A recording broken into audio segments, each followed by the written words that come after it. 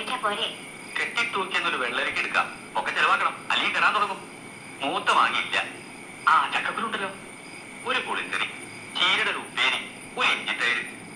ഇഞ്ചി പാകത്തിന് വെന്താലേ രുചി ഉണ്ടാവും, അത് ഓർമ്മയുണ്ടാവണം. ദഹനപ്പണിക്ക് ഇപ്പോഴും പോവാലോ, നല്ല വരായ ഉണ്ടാവും. വെപ്പുപണി അത്ര മോശ, അതൊരു ശാസ്ത്ര. പിന്നെ കൈപുണ്യം, അത് നിനക്ക് എങ്ങനെ അവസാനം കിട്ടിയത്?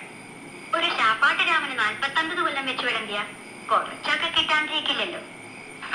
ആലൂരിന് എനിക്ക് വന്ന ആലോചന കാലത്ത് കേട്ടിരുന്നു, അകത്തും പുറത്തും പണിക്കാര്, മാലയെ പുറത്ത് രാജപതിയിൽ ഇരുന്നാ മതിയെന്നൊക്കെ.